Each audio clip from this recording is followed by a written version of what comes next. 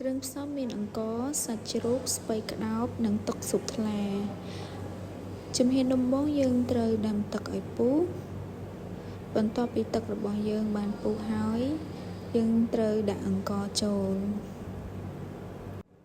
សម្រាប់បបរមួយមុខនេះដែរគឺល្អសម្រាប់ក្មេងចាប់ពីអាយុ6ខែឡើងពីព្រោះស្ពៃក្តោបមានសារធាតុវីតាមីនមានពពួកវីតាមីន C វីតាមីន K និងពពួក B6 ផងដែរបន្ទាប់ពីយើងដាក់អង្ករចូលហើយយើងក៏ចាប់ផ្ដើមដាក់សាច់ចូលបន្តទៀតសម្រាប់បបរខាប់គ្រប់គ្រឿងគឺមិនមែនតតែ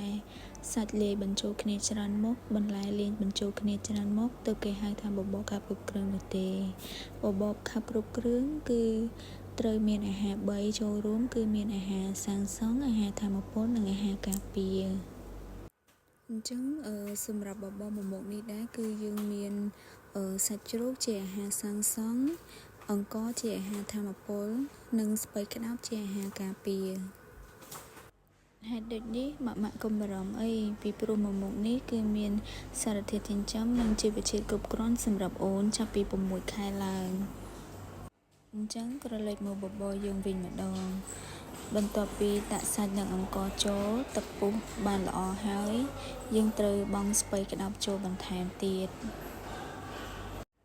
សម្រាប់ខ្ញុំចំពោះបបររបស់កូនគឺខ្ញុំដាក់បន្លែច្រើនជាងអង្ករពីព្រោះស្ពៃក្តោបជួយក្នុងការរំលាយអាហារកាត់បន្ថយការទល់លាមកមានសារធាតុចិញ្ចឹមល្អជួយដល់សរីរាង្គនិងជួយដល់ឆ្អឹងរឹងមាំល្អជួយដល់ភ្នែកស្បែកហើយក៏ជួយបង្កើនថាមពលផងដែរក្រឡេកមកមើលការចម្អិនរបស់យើងវិញឃើញថាសាច់ជ្រូកអង្ករស្ពៃមានសភាពពុះបានល្អហើយយើងក៏បន្ថែមទឹកស៊ុបថ្លាបញ្ចូលបន្ថែមទៀតរួចកូរឲ្យសព្វនិងរក្សាទុករហូតដល់វាពុះម្ដងទៀត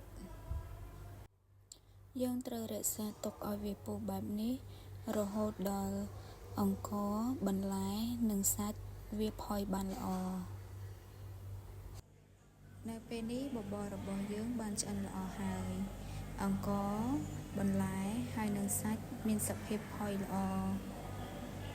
បបររបស់យើងឆ្អិនទៅមានសភាពបែបនេះមានក្លិនឈ្ងុយពេញផ្ទះរីឯរសជាតិគេវិញក៏មិនអន់ដែរក្រឡេកមកមើលការក្រឡុកកិនឲ្យកូនញ៉ាំវិញគឺកូននៅចន្លោះអាយុ6ខែគឺត្រូវកិនឲ្យរាវជាងនេះបន្តិច